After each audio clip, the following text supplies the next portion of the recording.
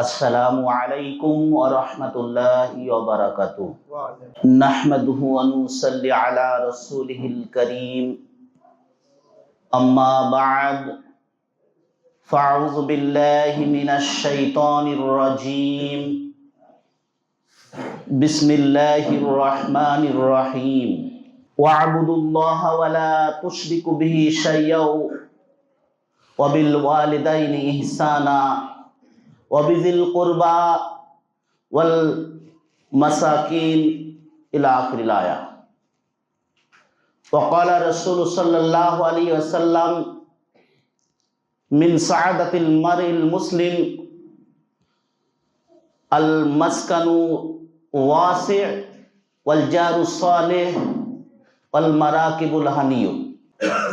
समवेत বয়োজ্যেষ্ঠ বয়োকনিষ্ঠ ইসলাম দরদি ভাতৃবৃন্দ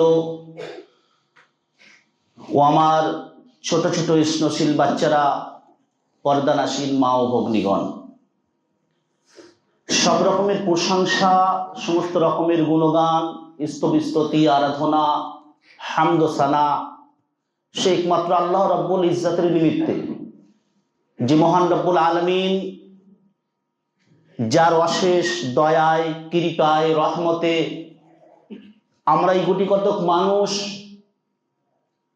আল্লাহর ঘরের মধ্যে হতে একটি ঘরে আমরা একতাবদ্ধভাবে বসে আল্লাহ এবং আল্লাহ রসুলের কথোপকথন শোনার জন্য আগ্রহ হয়ে আছি। তা সেই মহান রব্বুল আলামিনের প্রশংসা, যে মহান রব্বুল আলামিন তিনি বিশ্ব পুরো পৃথিবীকে তৈরি করার পরে মানুষ জাতিকে তৈরি করলেন এবং মানুষের সুবিধার্থের জন্য আকাশ বাতাস, চন্দ্র সূর্য তারকা, এমনকি দুনিয়ার সবকিছুই আল্লাহ রাব্বুল আলামিন মানুষের অধীনস্থ করে দিলেন। তাই আল্লাহ রাব্বুল আলামিনের প্রশংসা করে, তার গুণগান হামদ সানা করে, তার অফুরন্ত নিয়ামতের বর্ণনা করে আমরা কখনোই শেষ করতে পারবো না। তাই সংক্ষেপে আল্লাহর প্রশংসা করে, আল্লাহর গুণগান করে, আল্লাহর স্তুতি করে আমরা সকলে সমস্বরে একসঙ্গে বলি আলহামদুলিল্লাহ।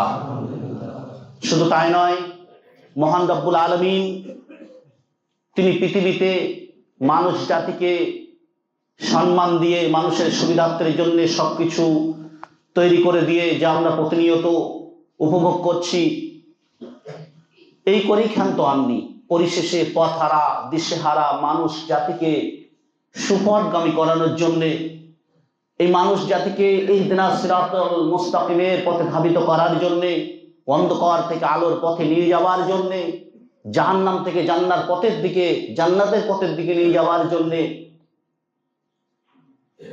অসংখ্য নবী রসুলগণ, আল্লাহর বাহকগণদেরকে এই পৃথিবীর বুকে প্রেরণ করেছিলেন। তাই সেই সমস্ত নবী এবং রসুলগণের উপরে শত সহস্র দরুদ এবং শান্তির ধারা ঝুমঝুম করে বর্ষিত হোক, বলে আল্লাহুম্মা সাল্লি আলাইহিম ওয়া বারিক আলাইহিম। খাস করে আমাদের নবী, ধর্মের গুরু, কর্মের সেরা, সাইয়্যিদুল মুরসালিন, রাহমাতাল লিল আলামিন, আখির নবী হযরত মুহাম্মদ মুস্তাফা সাল্লাল্লাহু আলাইহি সাল্লামের উপরে অসংখ্য দরুদ এবং শান্তির ধারা ঝুমঝুম করে বর্ষিত হোক, বলি আল্লাহুম্মা সাল্লি আলাইহি ওয়া বারিক আলাইহি। আমরা অবগত আছি, আমাদের শহরে জমিয়তের তরফ থেকে মাস অন্তর একটি করে তবলিগি ইজতেমা আমরা করে থাকি বিভিন্ন মসজিদে। আজ আপনাদের এখানে, এবং আমি আপনাদের সম্মুখে বক্তা হিসেবে এসেছি, এর জন্য আল্লাহর কাছে শুকরিয়া জ্ঞাপন করি যে মহান রব্বুল আলামিন আমার মুখ থেকে যেগুলো বলা করাবে সবকিছু যেন আল্লাহ এবং আল্লাহ রসুলের সঠিক কোরআন এবং হাদিস থেকে যেন বলতে পারি, এই তৌফিক যেন আল্লাহ রব্বুল আলামিন আমাদের দেন, বলুন আমিন। আজ আমার বিষয়বস্তু হলো প্রতিবেশীর হক। খুবই গুরুত্বপূর্ণ বিষয়। এই প্রতিবেশী ছাড়া আমরা চলতে পারি না। সৃষ্টির সূচনা লগ্ন থেকে, প্রথম থেকেই মানুষ এমন একটি জীব যারা একতাবদ্ধভাবে বসবাস করে থাকে। এবং এই একতাবদ্ধভাবে বসবাস করতে গেলে পাড়া প্রতিবেশীর প্রয়োজন হয়। একা একা বসবাস করতে পারে না, তার জন্য প্রতিবেশী লাগে। এক জায়গায় সমাজ একটা নিয়ম শৃঙ্খলার মধ্যে তারা বসবাস করে থাকে, তার জন্য প্রতিবেশী, তার বাড়ির পাশে যারাই থাকে তারাই হলো প্রতিবেশী। এই প্রতিবেশীর সম্পর্কে মহান রব্বুল আলামিন এবং নবী করিম সাল্লাল্লাহু আলাইহি সাল্লাম তিনি আমাদেরকে তাদের সঙ্গে সৎ ব্যবহার করার জন্য আদেশ করেছেন। কারণ এই প্রতিবেশীর সঙ্গে যদি সুসম্পর্ক না থাকে, সৌহার্দ্যপূর্ণ আচার আচরণ না থাকে, তাহলে কিন্তু সেই প্রতিবেশী আপনার কোনো বালা মুসিবতে হোক, কোনো কষ্টের ভিতরে আছেন, কোনো বিপদের ভিতরে আছেন, আপনার সহযোগিতা আসবে না। তার জন্য আমাদের প্রয়োজন প্রতিবেশীর সঙ্গে সৌহার্দ্যপূর্ণ আচার আচরণ রাখা, যাতে করে আপনি কোনো বিপদে পড়লে আপনার পাশে এসে দাঁড়াতে পারে। আপনার রক্তের সম্পর্ক অনেক দূরে আছে, সে কিন্তু সর্বপ্রথম আসবে না, আসবে আপনার পাশে যে বাড়িটা আছে সেই ব্যক্তি কিন্তু ছুটে আগে আসবে আপনার কাছে বা আপনাকে সহযোগিতা করার জন্য। তাই আমরা সকলে পাড়া প্রতিবেশীর হক সম্পর্কে সচেতন থাকতে হবে এবং প্রতিবেশীর সঙ্গে সৌহার্দ্যপূর্ণ আচরণটা আমাদের কাম্য হবে। তো নবী করিম সাল্লাল্লাহু আলাইহি সাল্লাম বা আল্লাহ রাব্বুল আলামিন তিনি আমাদের কি আদেশ দিয়েছেন আমরা একটু দেখি। প্রতিবেশী কাকে বলা হয়? সর্বপ্রথম যে শব্দটি প্রতিবেশী, যেটা জার শব্দ এসছে, আরবি শব্দ হলো জার, ইংরেজিতে নেইবার বলা হয়। প্রতিবেশী বলা হয়েছে, ওকেই প্রতিবেশী বলা হয় যে আপনার পরে বা আপনার পাশে যে ব্যক্তি থাকে সেই হলো প্রতিবেশী। শরিয়াতের পরিভাষায় বলা হয়ে থাকে মান জাওয়ারাকা জিওয়ারান শারিয়ান সাওয়াউন কানা মুসলিমান আও কাফিরান। শরিয়াতের পরিভাষায় হলো প্রতিবেশী ওই যে আপনার পাশে থাকে, চাই সে মুসলমান হোক কিংবা কাফের হোক। বিররান আও ফাজিরান, সেই ব্যক্তি খারাপ হোক কিংবা ভালো হোক, পাপী হোক কিংবা ভালো ব্যক্তি হোক, সেটা দেখার নেই। দেশি হোক কিংবা বিদেশি হোক, কিংবা আপনার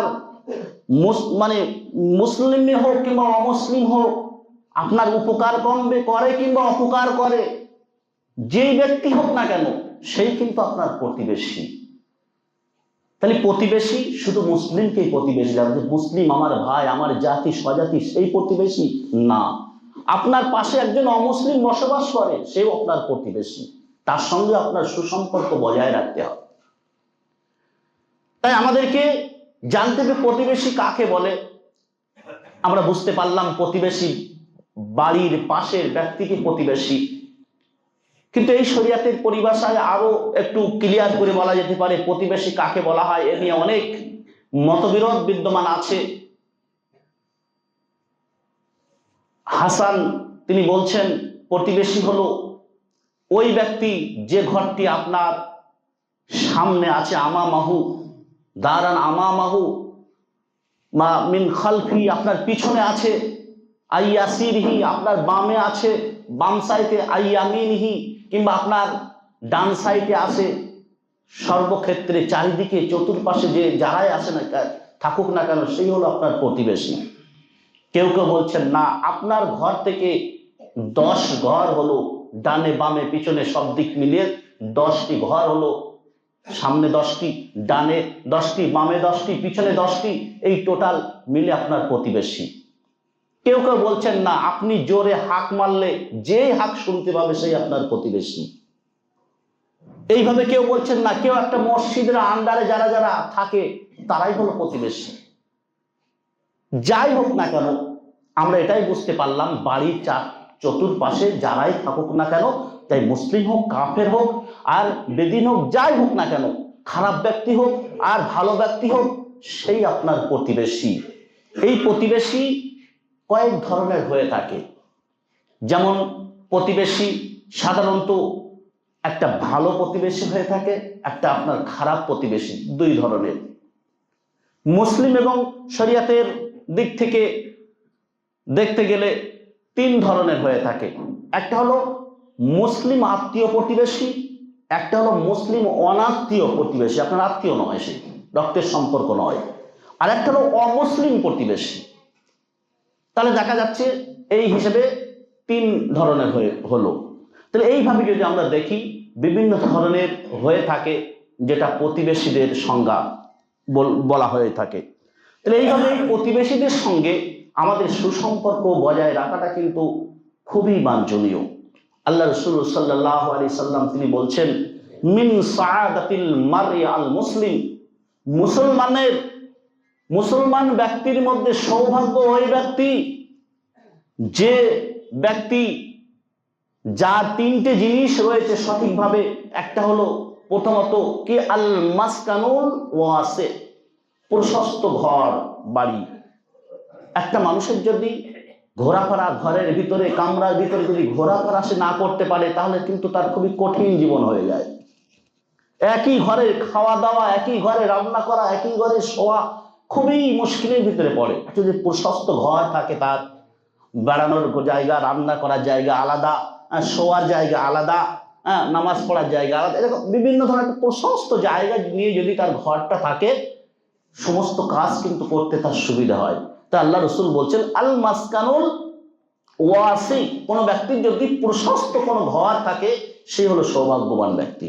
আর কি, দ্বিতীয় হলো ওয়াল জারুস সালিহ, দ্বিতীয় হলো তার একটা সৎ প্রতিবেশী, সৎ আমানতদার প্রতিবেশী যদি সে পায়, যে সে বাড়িতে নেই তাও কোনো অসুবিধে নেই, বাড়িতে সে ভ্রমণে গিয়েছে, সফরে গিয়েছে, কোনো সমস্যা নেই, বাড়ির প্রতিবেশী তাকে সবকিছু বাজার ঘাট করে দিচ্ছে।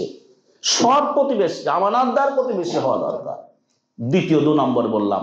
তৃতীয় নম্বর আল্লাহ রাসূল সাল্লাল্লাহু আলাইহি ওয়াসাল্লাম বলছেন, আল মারাকিবুল হামিদ, একটা হলো সুন্দর বাহন, মনোপুত একটা বাহন। আপনি কোথাও যাচ্ছেন, বাজারে যাচ্ছেন, আত্মীয়র বাড়ি বা হসপিটালে বা যে কোনো জায়গায় যাচ্ছেন, আপনার একটা বাহন, তাই যে কোনো হতে পারে, ঘোড়া হতে পারে, আপনার বাইক হতে পারে, আপনার কার হতে পারে, সাইকেল হতে পারে, যে কোনো বাহন হোক না কেন, সেই বাহনটা একটু সুন্দর হওয়া দরকার, মনোপুত।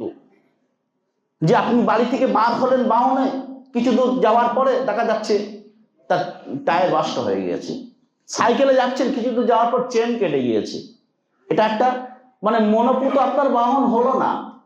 সুন্দরভাবে তাকে ফিটফাট রাখতে হবে, সুন্দরভাবে তাকে মানে যদি কোনো সমস্যা হয় সেটাকে মেরামত করাতে হবে, করে সেটা রাখতে হবে, যখন তখন যেন আপনার কাজে লাগে, কোনো অসুবিধা না হয়, আপনার মানে কাজে যেন ব্যাঘাত সৃষ্টি না করে সেই বাহনটি।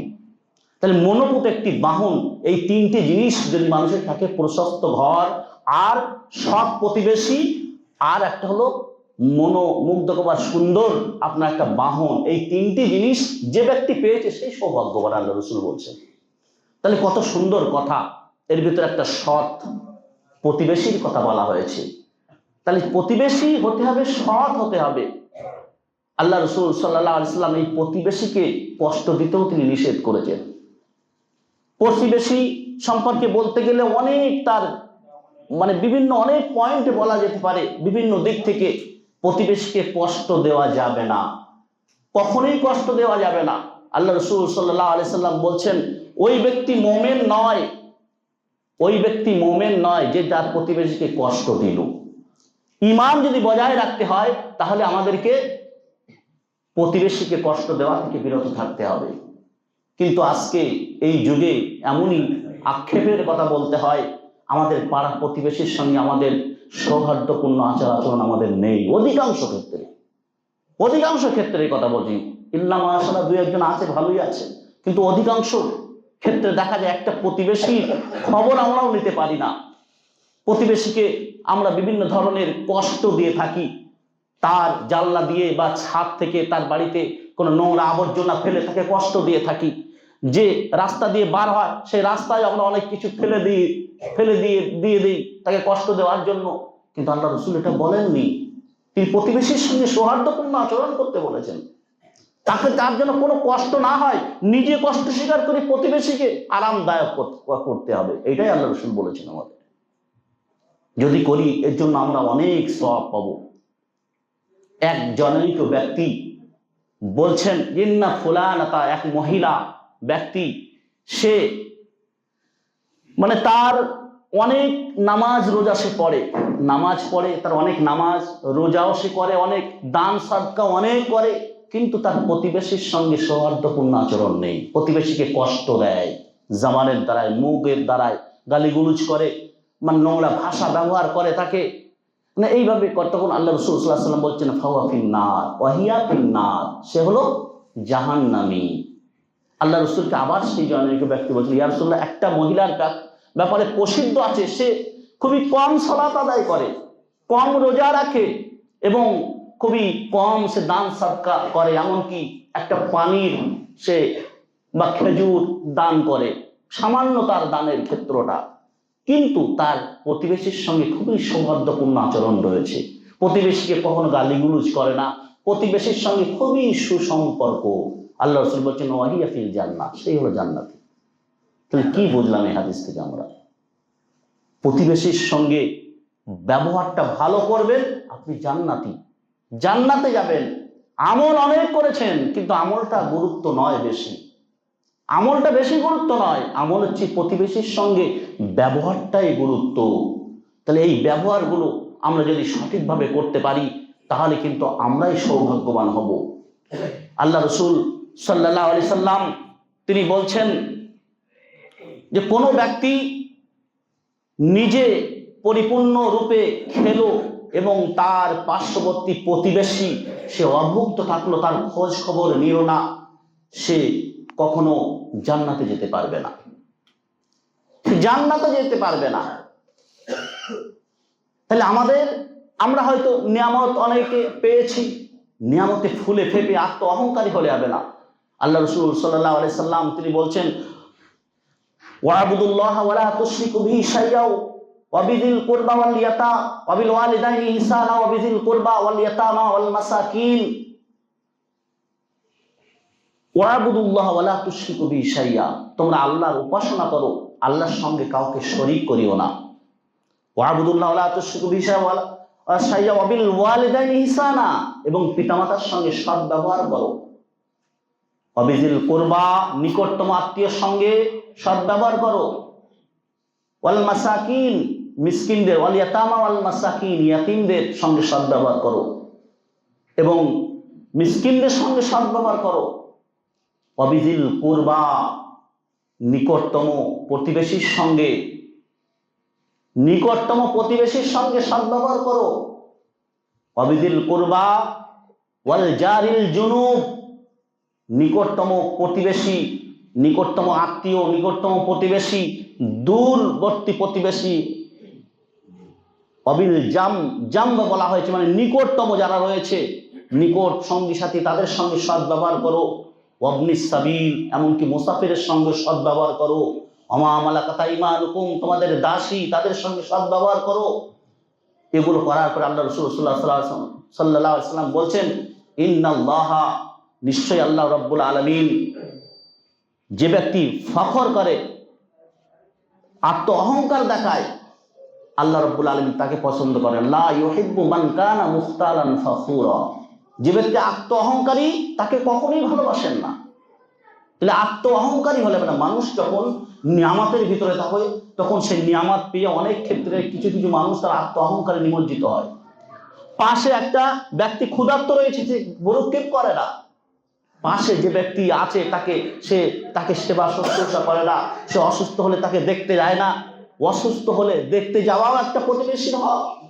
আল্লাহ রাসূল সাল্লাল্লাহু আলাইহি সাল্লাম তিনি বলছেন যে কোনো মানুষ তার পাড়া প্রতিবেশী কেউ অসুস্থ থাকলো, তাকে সেবা করতে হবে। ইয়াউদুল মারিজ বলা হয়েছে। একটা মুসলমানের আর এক মুসলমানের কোথাও কোথাও বলা যায় 5টা হক, কোনো কোনো জায়গায় হাদিসে এসেছে 6টি হক। তা 5টা হকের ভিতরে অন্যতম একটি হক হলো ইয়াদাতুল মারিজ, অসুস্থ ব্যক্তিকে দেখতে যাওয়া। মানুষ যখন অসুস্থ বোধ করে, তখন মানুষ একা একা বিছানায় পড়ে থাকে, মানুষ তার কিছু মন ভালো লাগে না তার, যখনই কোনো প্রতিবেশী ব্যক্তি বা কেউ আত্মীয় ব্যক্তি হোক, যে কোনো ব্যক্তি হোক, তাকে দেখতে যায়, তার কপালে যে লাভ আসা তুহরুন ইনশাআল্লাহ, তাকে মানে সুস্থতার আশ্বস্ত আল্লাহর কাছে প্রার্থনা করে, তখনই তার মনটা চাঙ্গা হয়ে যায় যে না, আমার পাশে আমার প্রতিবেশী আছে, আমার পাশে আমার প্রতিবেশী রয়েছে। তাহলে দেখা যাচ্ছে একটা অসুস্থ ব্যক্তিকে দেখতে যাওয়া, তাকে অভয় দেওয়া, তার সেবা করা একটা প্রতিবেশীর হক। সেই প্রতিবেশীর হকের ভিতরে বলা হয়েছে ইত্তিবাউল জানাজা, জানাজায় শরীক হওয়া। কোনো প্রতিবেশী বা কোনো পাড়া কেউ মুসলিম, কেউ এক মুসলমানের হক হিসেবে কেউ মারা গেলে তাকে তার জানাজায় শরীক হওয়া একটা খুবই পুণ্যের কাজ। আল্লাহ রাসূল বলছেন, কোনো ব্যক্তি যদি জানাজায় শরীক হয়, তার জানাজা এবং দাফন উভয় কাজে যদি শরীক হয়, 2 কিরাত নেকি নিয়ে ফিরল। 1 কিরাত তার জানাজা নামাজ পড়ার জন্যে, আর দ্বিতীয় তার দাফন কার্য সম্পাদন করার জন্যে। তাহলে এর ভিতরে শুধু আচরণ নয়, তার সঙ্গে এর ভিতরে নেকিরও সিস্টেম আছে। তাই আমাদেরকে সবসময় প্রতিবেশী সম্পর্কে সচেতন থাকতে হবে। যদি আমরা প্রতিবেশী সম্পর্কে সচেতন থেকে এইসব বিষয়গুলো যদি আমরা মানে ঠিকভাবে যদি মেনশন করতে পারি, তাহলে কিন্তু আমরাই হব সঠিক মুমিন। মুমিনের অনেক গুণ রয়েছে, তার ভিতরে প্রতিবেশীর হক একটা বড় হক। এই হকটা আমাদের অবশ্যই পালন করতে হবে। যারা মনে করে না তার প্রতিবেশীকে, অনেক ক্ষেত্রে আমরা এমনই করি, প্রতিবেশীকে কষ্ট দিয়ে কি তার সেখান থেকে উৎখাত করার জন্য চেষ্টা করি, এমন কষ্ট দিয়ে তাকে সেখান থেকে উৎখাত করার জন্য চেষ্টা করে থাকি। কিন্তু এগুলো করা যাবে না। একটাকে কষ্ট দেওয়াই নিষেধ বলা হয়েছে, আর উৎখাত তো দূরের কথা, এটা অনেক দূরের কথা। তাহলে আমাদেরকে সবসময় খেয়াল রাখতে হবে নবীর হাদিসের দিকে। নবী লাকাদ কানা লাকুম ফি রাসূলিল্লাহি উসওয়াতুন হাসানাহ, আল্লাহ বলছেন যে রাসূলের ভিতরে তোমাদের উত্তম নমুনা নিদর্শন রয়েছে। সেই উত্তম নমুনা নিদর্শনগুলো তোমাদের বাস্তবিক জীবনে সেটাকে রূপ দান করো। তাহলে আজকে আমরা মুমিন হিসেবে পৃথিবীর বুকে আখ্যায়িত হয়েছি। আমরা মুমিনের গুণ, আমাদের হক সম্পর্কে সচেতন যদি আমরা না থাকি, তাহলে কিন্তু পরবর্তীকালে আমাদের কাল কিয়ামতের ময়দানে কঠিন পরীক্ষা আমাদের দিতে হবে। প্রতিবেশীর সঙ্গে ঝগড়া বিতণ্ড করা যাবে না। আল্লাহ রাসূল সাল্লাল্লাহু আলাইহি সাল্লাম বলছেন, কিয়ামতের দিন সর্বপ্রথম দুই ব্যক্তিকে আনা হবে, তারা হলো দুজনেই প্রতিবেশী। তারা এক অপরের ঝগড়া বিতণ্ড তারা করতো, সবসময় ঝগড়া সৃষ্টি করতো, তাদেরকে সর্বপ্রথম বিচার করা হবে। তাহলে দেখা যাচ্ছে যে ঝগড়াও করা যাবে না তার সঙ্গে। ঝগড়া থেকে আমাদের বিরত থাকতে হবে। কটু কথা তো দূরের কথা, একটা মানুষকে কটু কথা বলা যায় না, কখনোই যায় না। কারণ আল্লাহ রাসূল বলছেন মুমিন কখনো গালি দিতে পারে না। আমরা 5 ওয়াক্ত নামাজ পড়ি, আমরা আহলুল হাদিস হিসেবে মানুষের সামনে বলি আমরা আহলুল হাদিস, আমরা হাদিসওয়ালা, কিন্তু যদি আমরা হাদিসের বিপক্ষে কোনো কাজকর্ম করি, তাহলে কিন্তু আহলুল হাদিসের খাতায় আমাদের নাম থাকবে না। তাহলে দেখা যাচ্ছে নবীর প্রকৃত সুন্নাতকে আমাদের বাস্তবায়ন করতে হবে। নবীর প্রকৃত সুন্নাত যদি আমরা বাস্তবায়ন না করি, তাহলে কিন্তু কঠিন পর্যায়ে আমরা চলে যাব কাল কিয়ামতের ময়দানে। তাই আমাদের সবসময় সচেতন থাকতে হবে হুকুক সম্পর্কে। আজকে শুধু হয়তো প্রতিবেশীর হক বর্ণনা করা হচ্ছে, এরকম অনেক হুকুক রয়েছে, বিভিন্ন হুকুক। একটা বিষয়ের উপর আলোচনা হচ্ছে বলে একটা বিষয় নিয়ে আলোচনা করছি আমি, কিন্তু অনেক হুকুক রয়েছে। শুধু কি প্রতিবেশীর হক নয়, অনেক হুকুক, এক অপরের পাড়া প্রতিবেশীর হক, তারপরে স্বামী স্ত্রীর হক, স্ত্রী স্বামীর হক, সন্তান পুত্র পিতার হক, এরকম অনেক মেহমানের হক, এরকম বিভিন্ন হক রয়েছে। কিন্তু এগুলো হক সম্পর্কে আমাদের সচেতন হতে হবে। যদি এই হকগুলো আমরা বজায় না রাখি, তাহলে কিন্তু কাল কিয়ামতের ময়দানে আমাদের কঠিন কৈফিয়ত আমাদের দিতে হবে। আল্লাহ রাসূল সাল্লাল্লাহু আলাইহি সাল্লাম তিনি বলছেন, তোমরা সবসময় মানুষের জন্য হয়ে যাও, মানুষের যাতে সমস্যা না হয়, সেই সমস্যা যাতে মানুষ কোনো সমস্যায় না পড়ে, সেই সমস্যা তুমি যদি উদ্ধার করতে পারো সেটা উদ্ধার করে দাও। প্রতিবেশীর কোনো কিছু অন্যায়কে গোপন করাও একটা বড় বিধান। কোনো গুনার কাজ, কোনো কিছু কাজকে গোপন রাখা সমাজের মাঝখানে প্রকাশ না করা, কিন্তু আমরা সেটাই আগে করি। কারণ যদি কোনো ভুল ত্রুটি দেখতে পাই সেটাকে খুচরে খুঁজতে বার করে আমরা সমাজে আমরা সবার সামনে প্রকাশ করে দিই, কিন্তু আল্লাহ রসুল নিষেধ করছেন এটা। মান সাতারা মুসলিমান সাতরাহুল্লাহু ইয়াউমাল কিয়ামা। কোনো ব্যক্তি যদি কোনো ব্যক্তির কোনো গোপন বিষয় যদি গোপন রাখে, প্রকাশ না করে, কাল কিয়ামতের ময়দানে আপনারও এমন গোপন বিষয় রয়েছে আল্লাহ রাব্বুল আলামিন মানুষের মাঝখানে তিনি প্রকাশ করবেন না, আপনাকে ক্ষমা করে দেবেন। সুবহানাল্লাহ। আজকে আমরা এগুলো খেয়াল করি না, হাদিসগুলো আমরা পড়ি না। আমরা না পড়ার কারণে, না জানার কারণে আমরা এক অপরের মানে কি তার অন্যায় রয়েছে সেই অন্যায়কে আমরা তুলে ধরার জন্য আপ্রাণ চেষ্টা করি, যাতে করে ওই মানুষটি সমাজের বুকে অপদস্থ হোক, সমাজের থেকে বিতাড়িত হোক, সেই চেষ্টা আমরা সবসময় করে থাকি। কিন্তু এগুলো করলে কিন্তু আপনি মুমিন থাকবেন না। আপনি এই পৃথিবীতে কোনো ভাইয়ের যদি কোনো কিছু গোপন করেন, তাহলে কাল কিয়ামতের ময়দানে আপনি এই ফ্যাসিলিটি পাবেন। আল্লাহ রাব্বুল আলামিন আপনার কোনো অন্যায় আপনার দ্বারা হয়েছে, সেই অন্যায়কে আল্লাহ রাব্বুল আলামিন তিনি গোপন করবেন কাল কিয়ামতের ময়দানে। একটা বান্দা, কোনো বান্দার জন্য মা কানাল আব্দু বলা যায় যে একটা বান্দা আল্লাহ অতক্ষণ পর্যন্ত সহায় হয়, ওই বান্দা যতক্ষণ পর্যন্ত তার একটা ভাইয়ের সহায় হয়ে থাকে। মা কানাল আব্দু ফি আউনি আখি।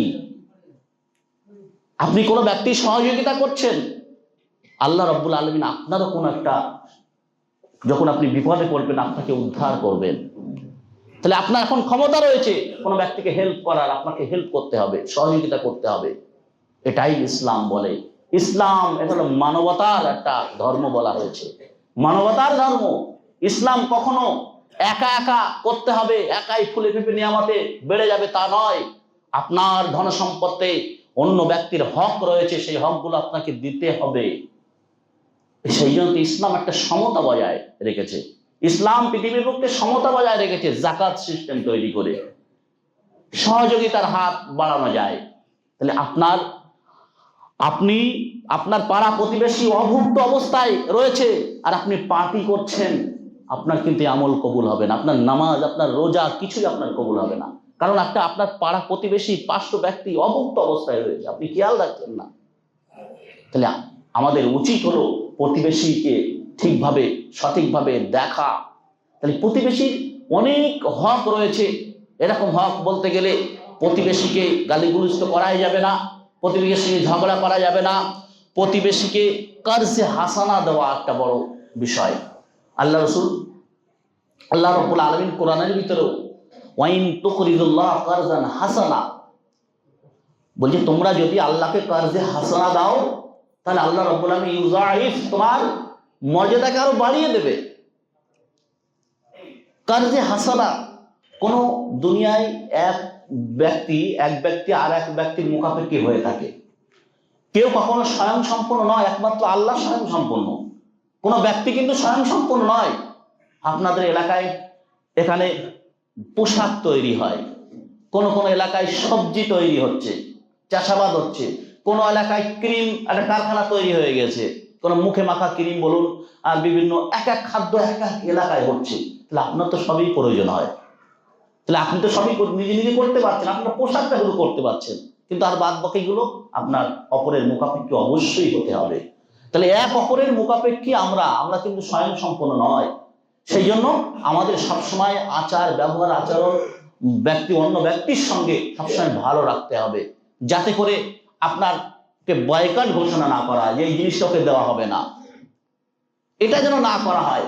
তার জন্য এক অপরের সঙ্গে আমাদের সৌহার্দ্যপূর্ণ আচরণটা যদি আমরা রাখতে পারি তাহলে কিন্তু আমরা সঠিক। তাই কারজে হাসানা, কোনো এক ব্যক্তি পাশের আপনার পাড়া প্রতিবেশী, সে কোন একটা বিপদে পড়ে গিয়েছে, ওই মুহূর্তে তার কাছে টাকা নেই, পয়সা নেই, সে হসপিটালাইজ হয়ে গেছে, তার 2 লাখ 5 লাখ কি 2000 5000 প্রয়োজন আছে। আপনি একটি স্বয়ং অনেক অর্থের মালিক, আপনার কাছে এসছে, ভাই আমাকে একটু ঋণ দিন, ধার দিন, আমি আবার পরে শোধ করে দেব। আপনার কর্তব্য কি? আপনাকে ঋণ দেওয়া। তাকে তার অসহায়ের পাশে দাঁড়ানো, অসহায় ব্যক্তির পাশে দাঁড়ানো আপনার কর্তব্য। আপনাকে ঋণ তাকে দিতে হবে, যতটা সম্ভব আপনার কুলোয় তাকে দিতে হবে, উদ্ধার করতে হবে তাকে, সেই মুসিবত থেকে তাকে উদ্ধার করার জন্য আপনার তার পাশে থাকতে হবে। আল্লাহ রাসূল সাল্লাল্লাহু আলাইহি ওয়াসাল্লাম বলছেন, কোন ব্যক্তি যদি এক ব্যক্তিকে দুবার কাজে হাসানা দেয়, সে একটা সাদকার সমতুল্য নেকি পেল। সুবহানাল্লাহি ওয়া বিহামদিহি। সে ঋণটা আবার পরিশোধ করে দেবে, কিন্তু এর মধ্যে দুবার দেওয়ার কারণে তার একটা সাদকার নেকি লিপিবদ্ধ হবে। তাহলে কত ফ্যাসিলিটি রেখেছে, চিন্তা করুন। তাহলে আমার আপনাকে শরিয়াতকে বুঝতে হবে, বুঝে যদি সেই মতো আমরা আমল করি, তাহলে কিন্তু আমরা সঠিক আমাদের আমলটা হবে। আজকে আমরা 5 ওয়াক্ত নামাজ পড়ছি, সিয়াম পালন করছি, আমরা সবকিছু আমল আমরা করছি, কিন্তু অনেক হুকুক আমরা পালন করছি না।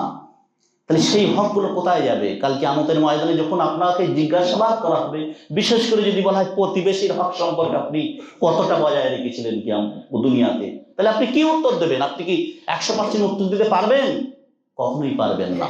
তার জন্য আমাদের সচেতন হতে হবে। সচেতন হয়ে এই প্রতিবেশীর হক সম্পর্কে ভালোভাবে জেনে বুঝে যদি সঠিকভাবে আমল করতে পারি, কাল কিয়ামতের ময়দানে কিন্তু আমরাই জান্নাতবাসী হব, জান্নাতুল ফিরদাউসের আমরাই অধিকারী হব। তাই আসুন, জানুন, বুঝুন। শরিয়াত ব্যাপক একটা সমুদ্র, একে আমাদের জানতে হবে, বুঝতে হবে। জেনে বুঝে যদি আপনি আমল করতে পারেন, সেই আমলটা আপনার কার্যকরী হবে। আল্লাহ রাব্বুল আলামিন কোরআনে সূরা রাদের 111 নম্বর আয়াতে বলছেন, বিসমিল্লাহির রহমানির রহিম, ওয়ামিনান নাসি মান ইয়াবুদুল্লাহ আলা হারফ। মানুষের ভিতরে কিছু মানুষ এমন রয়েছে যারা না জেনে না বুঝে কিছু আমল করে। এই আমল করার ফলে সে যদি কল্যাণকর হয়, পার্থিব জীবনে কল্যাণ করা, সে মনে মনে খুবই আনন্দ উৎপন্ন করতে থাকে যে না, আমি ঠিকই করছি। ওয়াইন আসাবাতুহু ইনকালাব আলা ওয়াজহি, যদি তাকে কোনো আজমাইশ নেওয়া হয়, পরীক্ষায় ফেলা হয়, তখন সে আমার পিছনে যেমন বেনামাজি ছিল বেনামাজি হয়ে যায়, বেরোজাদার ছিল বেরোজাদার হয়ে যায়, মানুষের অসহায় ব্যক্তির পাশে এখন দাঁড়াচ্ছে, আগে দাঁড়াতো না, সেরকম হয়ে যায়, মানে পিছনে আবার প্রত্যাবর্তন করে।